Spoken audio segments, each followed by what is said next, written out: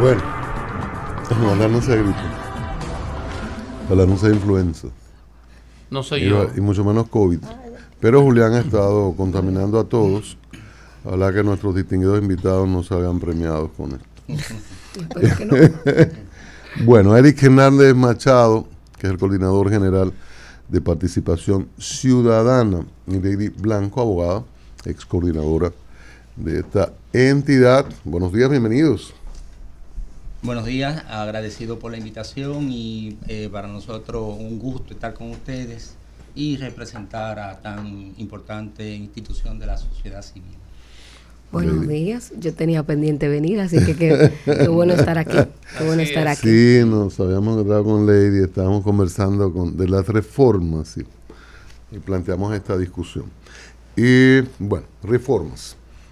Hay un planteamiento del gobierno, el presidente Abinader en aquella ocasión planteó reformas, yo digo que naufragaron en el CES, en el Consejo Económico y Social. Se precipitó la campaña electoral, ya no era momento, el presidente retoma este tema y ahora lo replantea al conocerse los resultados electorales. Son 12 reformas, hay como un forceps, hay una situación que dentro de las reformas imprescindibles se coloca la reforma constitucional, entonces se crean situaciones diferentes. Sobre las reformas en sentido general, sobre el momento de las reformas, y las urgencias, si ustedes la entienden urgente, sobre este tema. ¿Qué plantea Participación Ciudadana? Para luego ir a los detalles de lo que plantea el gobierno y las sugerencias que se hacen desde diferentes sectores. Sí, cómo no.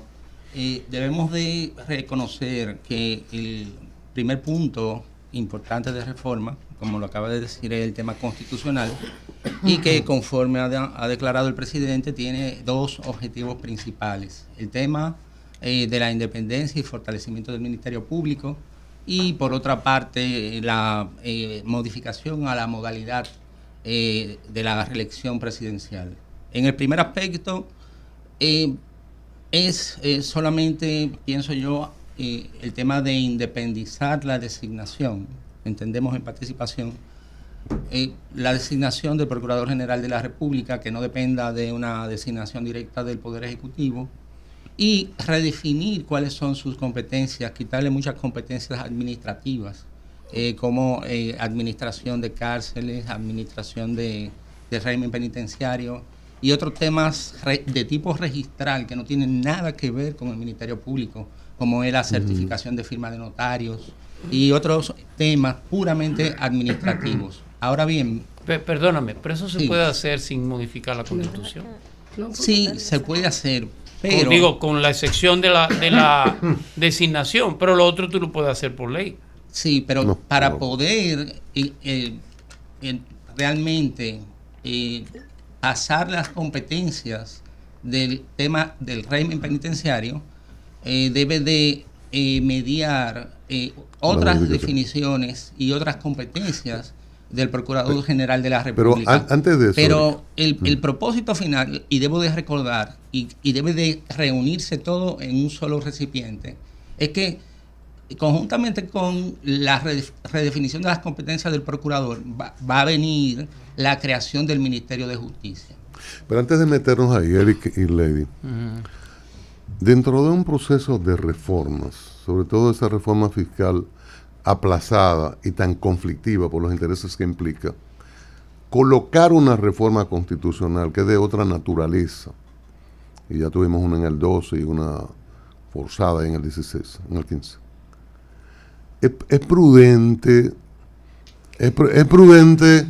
un gobierno que necesita la fiscal y que también urge lo relativo a la reforma de la seguridad social, la discusión que no termina, laboral, y el desastre eléctrico, como le llamo. En un contexto de urgencias, colocar esta de la reforma constitucional en esto. Mira, tú mencionabas el CES al principio de tu alocución. Correcto. En la pregunta anterior. Y la verdad es que a pesar de los esfuerzos en los 4 años anteriores, porque ya el presidente va a nuevo mandato, yo estuve sentada en algunas de las discusiones Y si bien es cierto, había el interés del sector, sobre todo social, de hacer transformaciones, porque obviamente en el CES convergen el sector político, el sector social. Lamentablemente, la falta de voluntad política fue muy evidente en cualquiera de las discusiones que tuvimos dentro de las diferentes mesas de trabajo. La reforma fiscal no se propuso ahora. Lo que pasa es que, obviamente, cada vez que se escucha el tema de reforma fiscal, pues nos genera inquietudes nueva vez. Pero la reforma fiscal se propuso en el 2022. Nos sentamos a conversar sobre la reforma fiscal diferentes sectores. Me acuerdo en la Pucamaima, yo estaba en representación de Participación Ciudadana, y en ese momento Antoliano Peralta pues presentó unas propuestas y estaban más enfocadas específicamente en el tema del procurador, la Procuraduría, Ministerio Público, y la creación de un nuevo Ministerio de Justicia. Sin embargo, a raíz de que obviamente el presidente vuelve a tocar el tema de la reforma, comienzan a surgir nuevos temas que no fueron planteados en el 2022. Y esos nuevos temas que no fueron planteados en el 2022, pues van a generar discusiones importantes en la República Dominicana, como por ejemplo el tema de crear candados a la Constitución. Realmente, señores, cuando nosotros escuchamos reforma constitucional, todos sentimos niveles de aprehensión. Claro. ¿Por qué? Porque ha habido 37 o 39 modificaciones y la gran mayoría versan en el tema de la reelección. Y obviamente, yo sé que los actores políticos, sobre todo el gobierno, apela a que la confianza, pero esa confianza debe ganarse a la ciudadanía. ¿Por qué? Porque si tenemos esa cultura repetitiva, genera esos tipos de desconfianza. Entonces tú me preguntas el momento. Nunca va a haber momento adecuado cuando hablamos de reforma. Cuando tú hablas de reforma fiscal, nadie quiere reforma. Fíjate. ¿Por qué? Porque genera miedo. Pero cuando hablamos con la constitucional... Yo digo momento de la constitucional en un contexto de las urgencias de unas reformas que todo el mundo quisiera que pase, que no le toque. Si tú me preguntas a mí, a Lady, ¿verdad? Yo te diría, para mí, reformas fundamentales y necesarias, la reforma fiscal, que ha sido una irresponsabilidad de tanto los gobiernos anteriores como de este gobierno, porque estamos hablando que de 2015 se requería un pacto fiscal. Claro. Pero también hablamos de la reforma en la seguridad social y la reforma del sector salud. Yo creo que esos son quizás de las más importantes. Ahora bien, no quiere decir que la reforma a la Constitución, donde verse sobre todo, profundizar sobre el sistema judicial, porque hay que profundizar, porque hablamos del Ministerio Público, pero también tenemos que hablar de la conformación del Consejo Nacional de la Magistratura, tenemos que hablar también de la forma como los jueces son electos. Todo eso también requiere, si queremos fortalecer el Estado y las instituciones, que abordemos una reforma fiscal. Pero habría que ver cuál de todas debe ir primero. Pero déjame darte una opinión. Yo tengo la sensación de que el gobierno y la sociedad, incluyendo al gobierno, quiere tender la sábana sin apiar lo que está encima de la cama. Claro. Nadie quiere apiarse para tender la sábana, y hay que tenderla, incluyendo al gobierno, por supuesto. Pero hay un énfasis muy fuerte en el Ministerio Público. Sí. Y eso es algo a discutir también. Eso es algo que no es una verdad absoluta. Eso es algo que tiene que discutirse sobre si el Ministerio de Justicia, que nunca ha estado claro qué es lo que el gobierno quiere, el Ministerio de Justicia, pero lo que ha planteado, sus propuestas no son claras, mucho menos con el tema de la entre comillas, la supuesta independencia. Pero por eso decíamos que nosotros como institución no podemos tener una posición todavía, porque desconocemos realmente. El presidente ha dicho, viene reforma. ¿Cuál es la propuesta? Pero ¿cuál es la propuesta? Y obviamente ellos tienen desde 2022 trabajando en una propuesta. Entonces deben presentar la propuesta. Hablamos de reforma fiscal. Atención, ¿cuál es la propuesta? Estamos, el señor Eric Jiménez. Debe ser hijo del jurista, ¿no? Eric Hernández Machado. Fue juez, magistrado, sí. Claro. Usted tiene Eric una Hernández Machado, que es coordinador general de Participación Ciudadana, y también Caballero Hernández Machado. Lady Blanco, que es abogada y es coordinadora.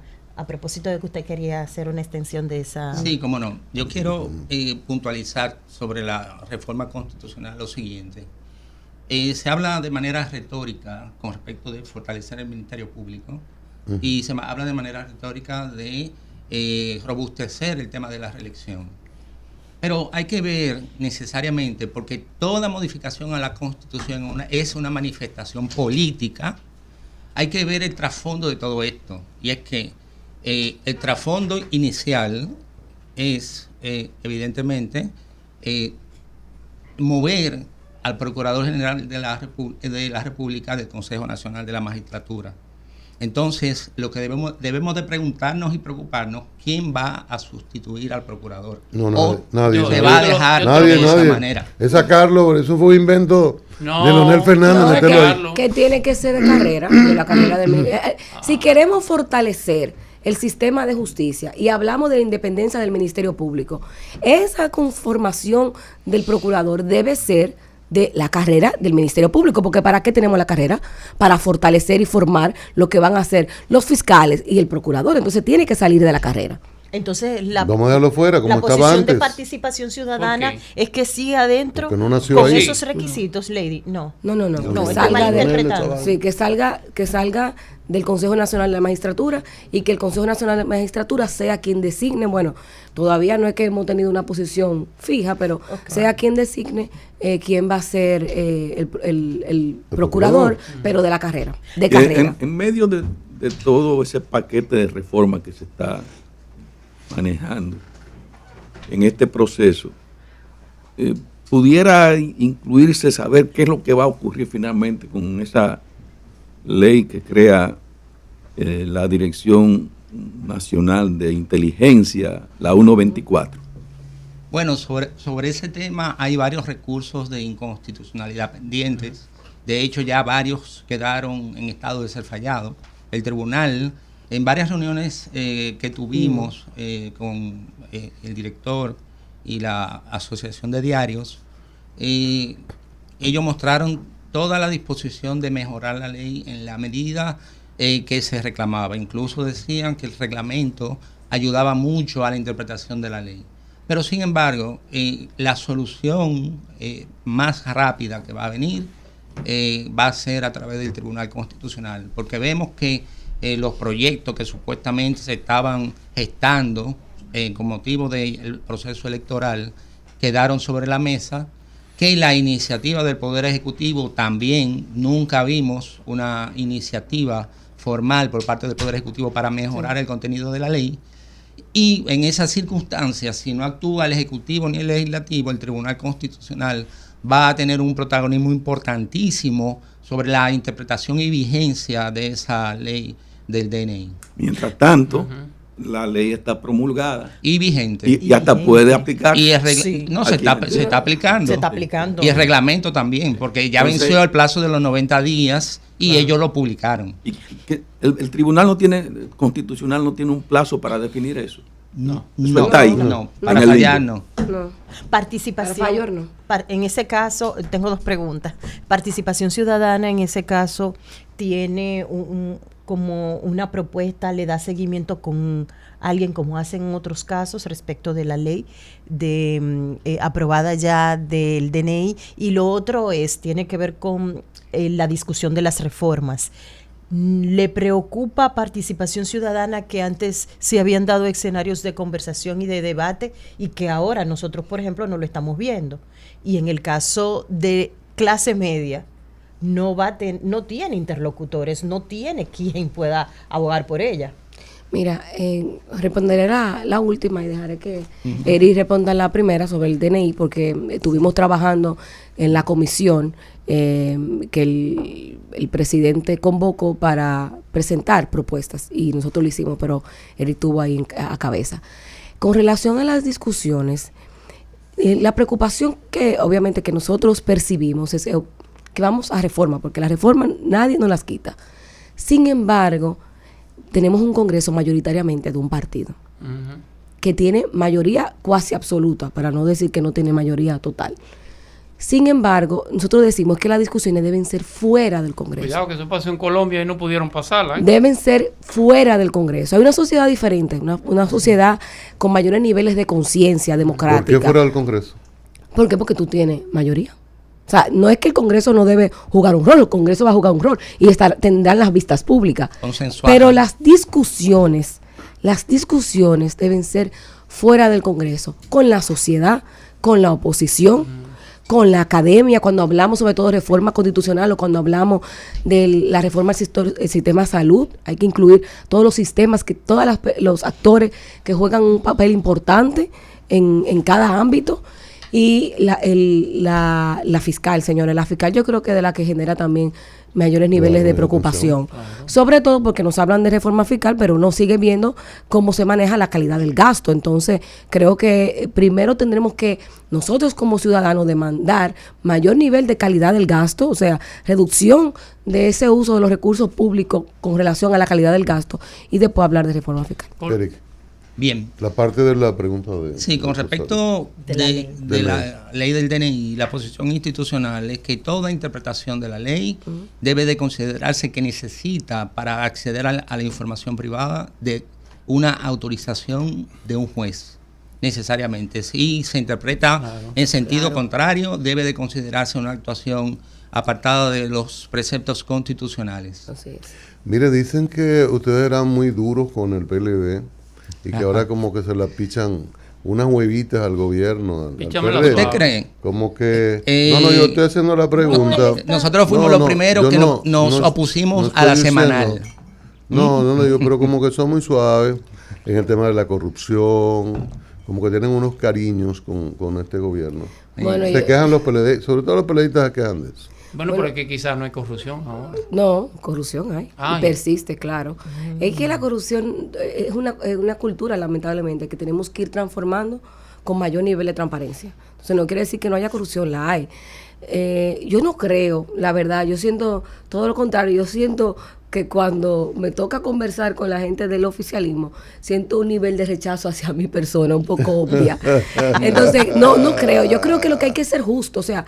Señores, el gobierno anterior duró 20 años. ¿A quiénes hacíamos? O sea, oposición clara con los temas de corrupción, con la falta de transparencia, obviamente, a la oposición. Sin embargo, a este gobierno hay que reconocer que han habido avances importantes que hay que también reconocer y no podemos ser mezquinos. Ahora bien, la corrupción persiste. Y obviamente los otros días a mí me tocó hacer un informe hablando sobre el clientelismo y cómo lamentablemente persiste el clientelismo, sobre todo cuando vemos el uso de los recursos públicos para movilizar un electorado. Yo creo que no. Yo creo que participación sigue en su rol, un rol importantísimo, sobre todo hacer presión en los temas que sobre todo habla de temas de corrupción. Una pregunta. El tema de la modificación constitucional sobre algunos temas que versan sobre derechos fundamentalmente. La propia Constitución manda referendo aprobatorio. El referendo aprobatorio, que no hay una ley, número uno. Pero una vez tú abres esa constituyente, esa asamblea se convierte en soberana. Entonces tú me vas a llevar como gobierno unas propuestas, o quien sea, ustedes, o el CES, o quien sea, pero el que está ahí adentro va a decidir sobre otros cambios fundamentales. Pero por ¿Tienen eso ustedes la seguridad de que lo que se lleve del Palacio va a ser lo único que se va a plantear en esa constituyente? Con respecto de la ley que aprueba iniciar el tema de la Asamblea Revisora, la Constitución dice de manera expresa que deberá indicar los artículos sobre los cuales versará la modificación. Ahora, si eventualmente uno de esos artículos toca alguno de los temas previstos para el referendo aprobatorio, necesariamente hay que agotar ese procedimiento. Pero la modificación planteada aparentemente no toca ni derechos fundamentales, ni procedimientos constitucionales, ni forma de gobierno, ni aspecto de moneda, que esos son varios de los aspectos en materia constitucional que necesitan de referendo aprobatorio. Y si se va a cambiar las fechas de las elecciones, no implicaría... Mira, pero para mí, yo creo que con relación a su pregunta, siempre hay niveles de aprensión, porque obviamente, o sea, uno no sabe, sobre todo cuando un partido tiene mayoría. Sin embargo, nosotros confiamos mucho en la sociedad dominicana. Así como marchamos... En la sociedad que va a aprobar. Así como marchamos, volvemos a marchar. Y hacemos presión. No, pero por eso mismo. No, porque tú no me dices que ese millón de gente que marchó no está en el gobierno. Ese millón de gente que marchó no está en el gobierno. Y hay una sociedad muy consciente y más democrática. Y realmente yo entiendo que la gente va a salir a marchar. En ese caso, ambos, señor Hernández y Lady, como reflexión de esa pasada jornada electoral y el comportamiento, aquí hemos dicho casos de legisladores que han sido reconfirmados, que son los que tienen el ranking y el liderazgo de ausencias. Sí. Algunos con algunas justificaciones. Sí, algunos con justificaciones de salud, por ejemplo, en el caso de Bonao, un gran amigo, tiene problemas de salud, pero se reelige. Entonces, y la situación podría continuar, pero hay otros que no son por salud. Hay otros que no son por salud. Montecristi, el hombre que apoya los desmontes. Exactamente, los desmontes, y ustedes saben el caso, es penosísimo, porque ustedes saben el caso legal que subyace y que sobre todo... Y droga y exacto. Y así seguimos con una serie de casos. Y además, otro aspecto que quiero colocar ahí, que tiene que ver con que es legítimo el método de Hong, que la democracia nos lleva a tener a un legislador con 1,000 y pico de votos, y la misma democracia no permite que un legislador con 14,000 sea congresista. Sí. Yo sé que es de panel el tema, pero me gustaría la reflexión. Es interesante la exposición, y todo se resume a que nosotros como sociedad estamos abocados a la revisión del sistema de partidos políticos. ¿Por qué? Porque el partido político teóricamente debe de constituirse en un filtro de esas candidaturas y debe de garantizar tener la mejor propuesta al electorado. Pero realmente eso no ha acontecido. Tenemos personas en el Congreso que sin experiencia, no voy a calificar temas de tipo personal, o sin preparación académica suficiente, pero eso es responsabilidad de los partidos, y eso va a ir teniendo consecuencias como la que ya tuvimos de la abstención electoral.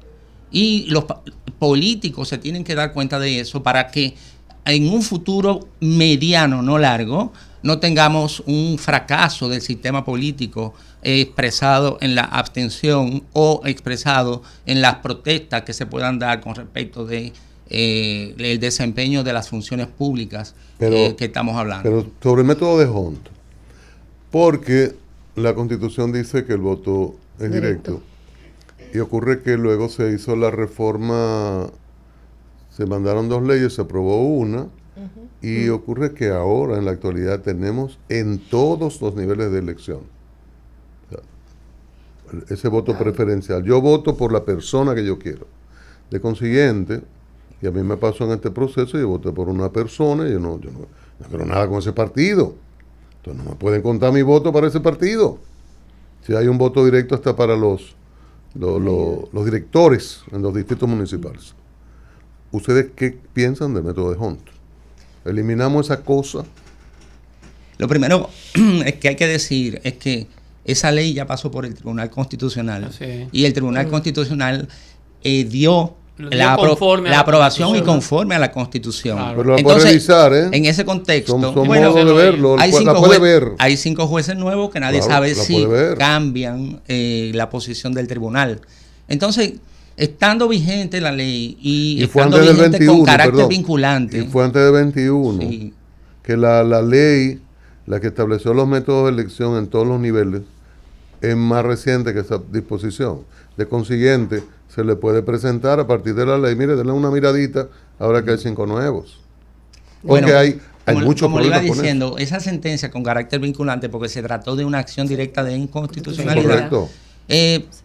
No vamos a decir que no ata de mano, pero sí debe de ser considerada para cualquier cuestionamiento de que hay que modificar el sistema por no ser representativo. Hay que mejorarlo, pero no eliminarlo. En Colombia lo modificaron en el sentido de ampliar la base de cálculo, porque aquí se hace sobre la base del municipio y en Colombia, para que fuese más representativo, la base de los votantes la hicieron, ejemplo, para que se entienda, como si se tomaran todos los votantes de la provincia. Entonces, esa puede ser una modalidad, vernos en el espejo de Colombia. Si tú no el método de Hong, todos los diputados fueran del PRM. Sí. Bueno, mira, con relación...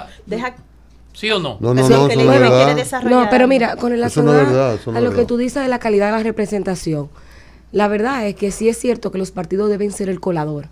El colador para presentar quiénes van a ser los aspirantes a que el ciudadano vote, ¿verdad? Sin embargo, aquí hay que tener claro que aquí se mueven muchos recursos. ¿Qué quiere decir? Para ser candidatos, señores, los partidos hasta le piden recursos a los que van a ser candidatos a regidores. Le piden hasta 1 y 3 millones de pesos para aceptarle la candidatura. Pero para tú ser diputado, dependiendo de donde te toca ser diputado, tú tienes que tener recursos. Pero no obstante eso, como los partidos no cumplen con lo que establece la ley de que son 3 meses de campaña, aquí duramos 1 año y 8 meses de campaña.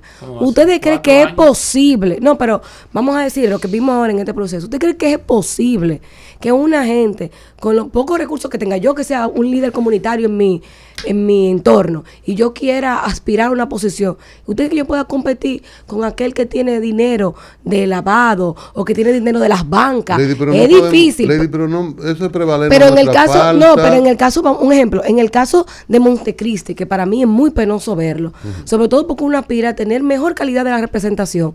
El PRM, porque estamos conscientes de que lo hizo, lo sacó de la candidatura y presentó a otra persona, a una señora, no recuerdo ni siquiera el nombre. Ese candidato fue al Tribunal Electoral, Superior Electoral, y el Tribunal Superior Electoral dijo, no procede, tienen que darle su candidatura. ¿Qué hace el partido? Entonces, aquí tenemos que trabajar, sobre todo en el ciudadano, con el ciudadano, en esa conciencia del voto, que aunque el partido le presente a un candidato, usted vote por la opción de la colectividad. Y se oye utopía, se oye romántico, pero yo aspiro a eso. O sea, mi esperanza es que la sociedad construya mejor calidad de la representación. Ustedes deberían entonces abogar por la eliminación del método de Hont. Sí. Que el ciudadano sea que vote. Porque no puede ser que porque no se cumpla la ley, porque uno de los grandes problemas del país es que no se cumple la ley, entonces cuando hacemos una ley porque no se cumple esa, a ver si la metemos por el otro lado. Tenemos que evitar que la gente elija directamente, porque los partidos no cumplen, los legisladores no hacen una buena ley, y bueno, vamos a ver si así funciona. Entonces, los partidos no son coladores, pero entonces se mantiene el esquema de que hay que contarle mi voto a ese partido, con el que yo no estoy de acuerdo. Y la Constitución dice que mi voto es directo. Yo voto por ese, pero yo no quiero saber de ese partido. Entonces es una discusión que, aunque exista ese precedente, se le puede volver a plantear al Tribunal Constitucional. Y seguro se planteará, porque obviamente con la ley actual que tenemos, la 2023, todavía hay grandes desafíos. A mí me tocó durar 2 años debatiendo esa ley en el CES, y la verdad es que como el tema del financiamiento, el tope de gasto, todo eso que quedó en el limbo y que no fueron de las conquistas, yo creo que veremos nuevamente tener que responder. Esa es una ley guabinosa, hecha por los partidos para que sea así. A su comodidad. Algo que está en el sombrero mágico y que no se ha sacado, pero yo sé que está ahí. La reducción del porcentaje para ganar en primera vuelta. ¿Están ustedes de acuerdo como planteó, lo digo con pelos y señales, la doctora Milagro Ortiz Voces, de que se baje el porcentaje un 40%? Mira, eso no se ha debatido al interno de participación, pero entendemos que el método actual que tenemos, 50+1, es bastante democrático. O sea, no sé, obviamente, cuál va a ser la posición institucional cuando nos toque debatir. Digo del sombrero mágico porque eso va a salir en la asamblea. No creo que la posición de participación sea contraria al 50+1. No se ha debatido. Debemos de recordar de dónde viene eso. Ese 50+1 viene de la crisis electoral de 1994, claro. Y que obviamente en el Pacto Patriótico se le planteó en ese momento a José Francisco Peña Gómez que le iban a dejar su 40%, pero cuando fueron a firmar estaba el 50+1. Entonces, ese punto... Le dijeron, Moreno firma aquí. Exacto. Y él lo leyó. Lo engañaron. No lo leyó. Entonces, no, el PRD pienso que la posición de doña Milagros es producto de aquella experiencia, porque ella estuvo muy de cerca, ella estuvo a la derecha de Peña Gómez, Y esa manifestación personal de ella es sumamente interesante. ¿Será personal? Porque hay que entender, sí, claro, hay que entenderla en su contexto histórico.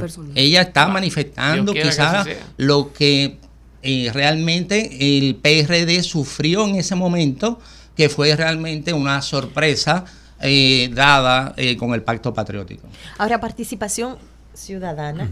¿Conversamos con quiénes? Exactamente, ahora mismo con Eric Hernández y Lady Blanco de Participación Ciudadana.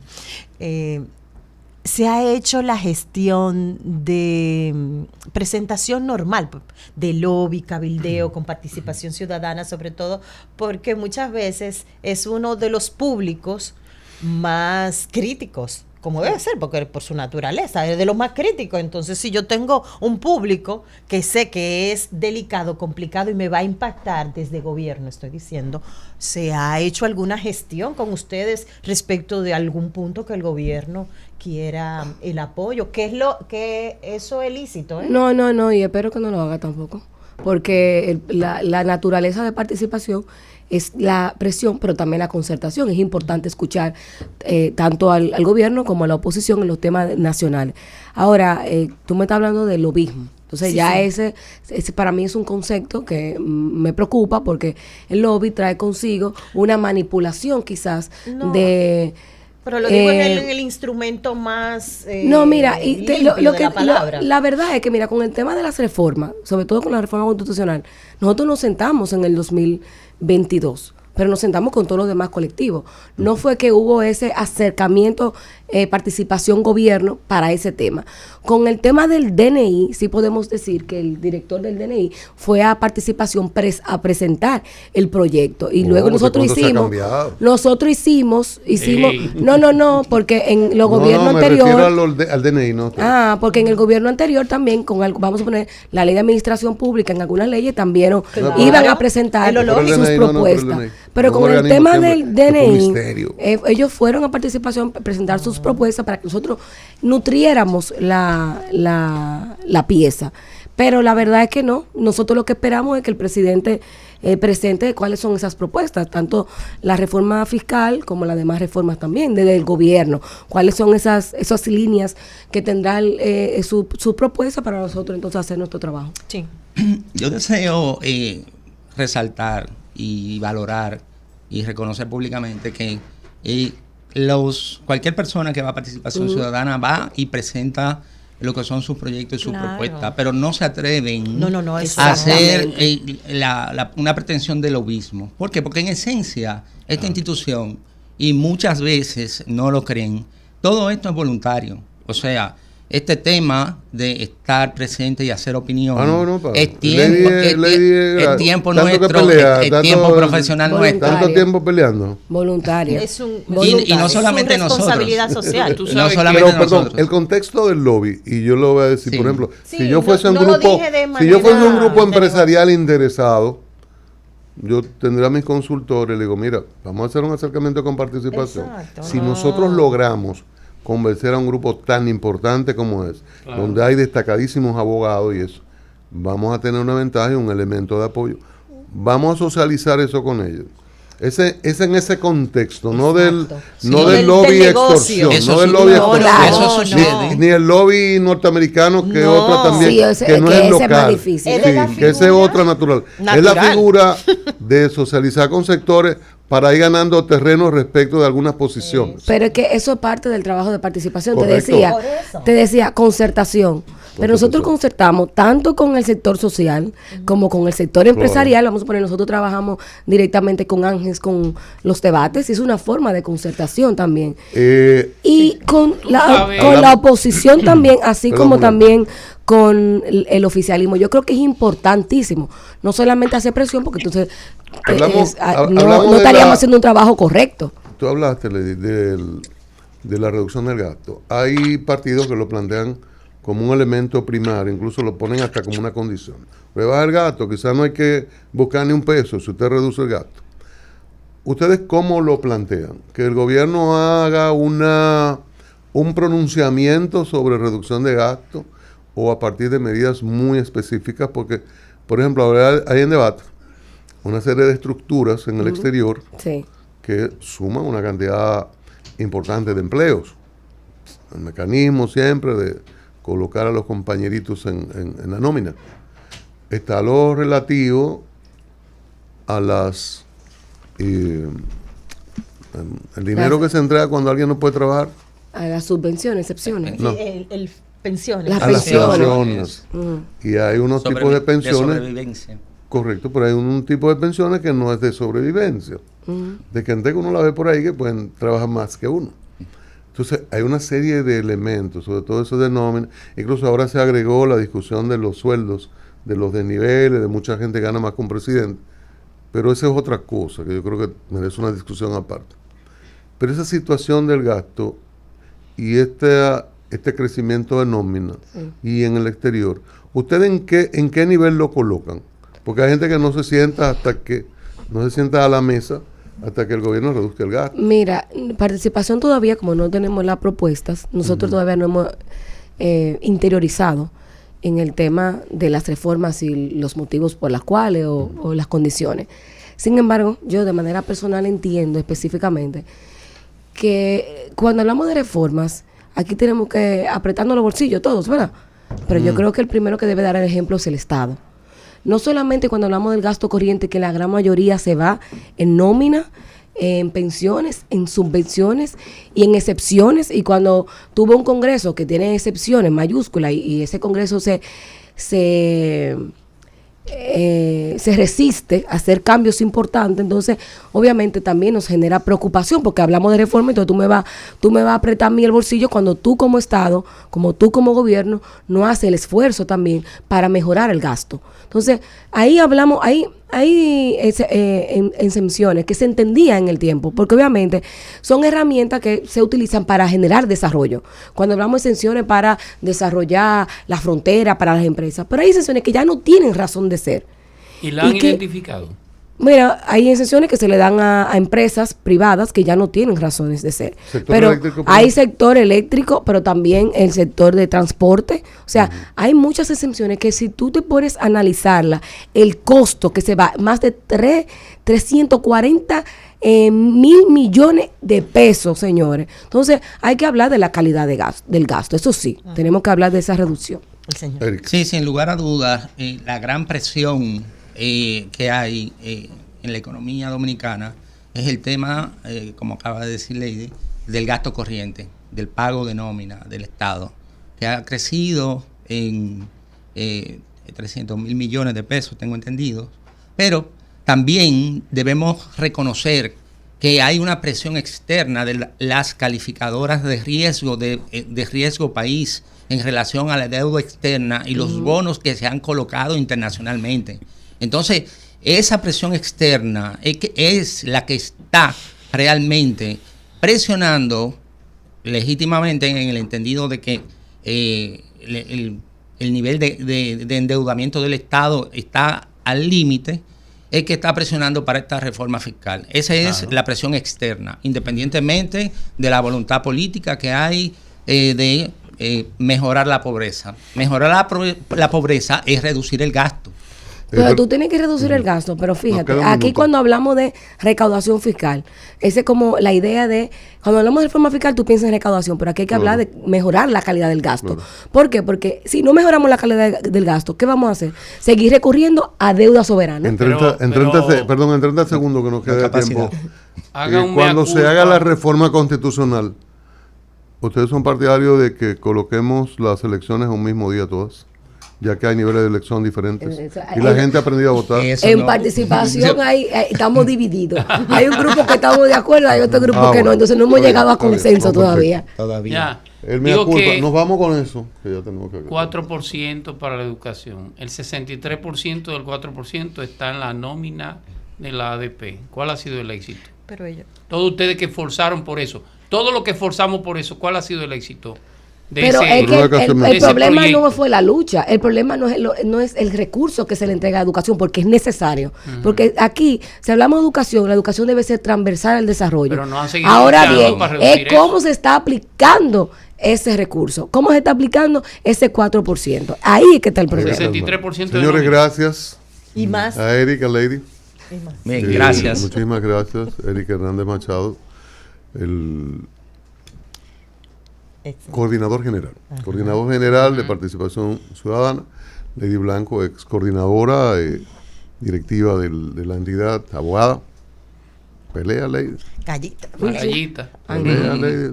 Me voy a poner vieja. No te dejes poner ese mote. Mujer pelea. Te da más energía, te mantiene peleona. En energía permanente. Estaba viendo el video ahí, estaba como peleando. Señora, muchísimas gracias. Gracias a ustedes por la invitación. Y una recomendación. Hablaste de herramientas hace un momentito. Pero ellos son de Participación Ciudadana. Por eso. Considéralo. Hablaste de herramientas y eso no es muy muy importante. Las entonces, herramientas, los instrumentos. No se van a escapar. Para instituciones como Participación Ciudadana, pero sobre todo cuando uno va a construir, reconstruir, hacer cosas físicas, necesita de las mejores herramientas, los mejores equipos. Usted lo encuentra ahí en la San Martín 183, próximo a la avenida Máximo. No se escaparon. Se llama Materiales Industriales. Esa es la ferretería más completa. Así que díganlo en la familia. Y si les dicen que vienen desde a diario, que van desde a diario. Descuento. Un descuento. Pues voy para allá. Si quieren no mencionan Participación Ciudadana. No, si te falta a diario. Ellos solo ponen a Cristian. Y le van a dar un descuento suculento. De nuevo las gracias. Nosotros continuamos. Vamos a hablar de migración en un ratito. Y Thais, la primera mujer dominicana que subió al Everest, 3 veces el Pico Duarte. Ella va a estar aquí con nosotros compartiendo. Ya vino en la ocasión anterior para anunciarnos que haría el esfuerzo y lo logró. Y qué bueno, qué orgullo sentimos los dominicanos por Thais. Vamos a comerciales. Una apuesta por...